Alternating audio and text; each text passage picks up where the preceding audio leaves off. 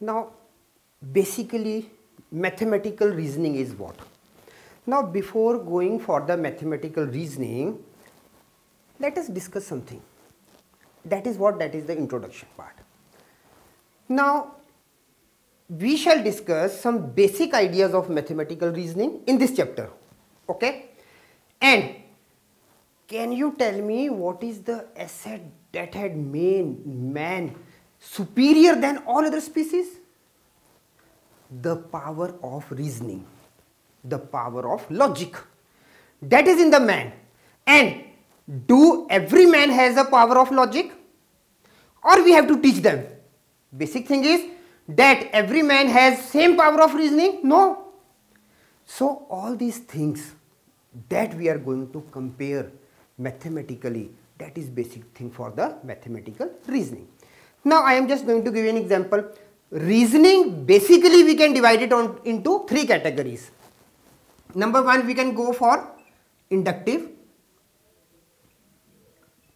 then deductive, and then causal. This is what? Reasoning.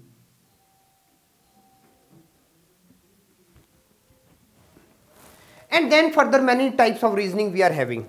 Now the thing is that how well this ability for the reasoning can be used depends on each person's power of learning, power of logics, okay? Now how to develop this power? Once again, how to develop this power? Now I am going to give you an example.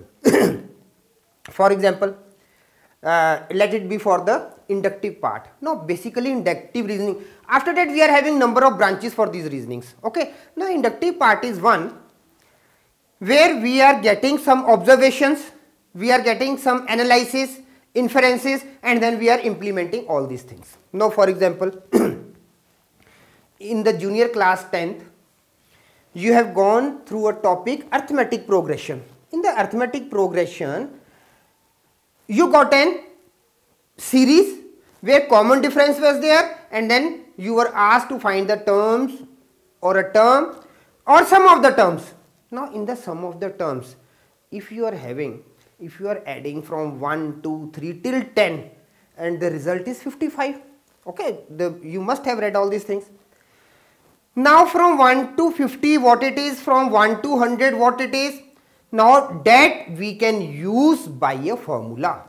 So was that formula in earlier formula was there, or we have derived the formula? Basic thing is the formula was in the world, or some of a mathematician or some among the you people, they have created that formula. The basic thing is that we have created a formula, okay? That is what? That is the inductive part. First of all, we just added 1 to 5, then added 1 to 10, then added 1 to 50, then 1 to 100, and then we saw that all the results are equal, so we can get a formula for it. Now for the deductive part is what?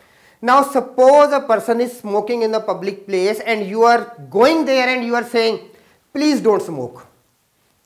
Now is this true? It seems to be true. It seems to be true, but it is not the fact. If you are saying to a person, please don't smoke, that depends on him. He will listen to you or not. But if you are saying a law has been implemented against smoking, don't smoke. This is the inductive part. Sorry, deductive part. Okay. So here we have threatened the person both by the laws. What types of laws? By the laws made by the public and some health issues also. Okay. So this is what deductive part. So all these things, when we are going with some particular ways, some particular methods, mathematically, they becomes more interesting, more understanding. That is what we are going to do in this chapter, mathematical reasoning.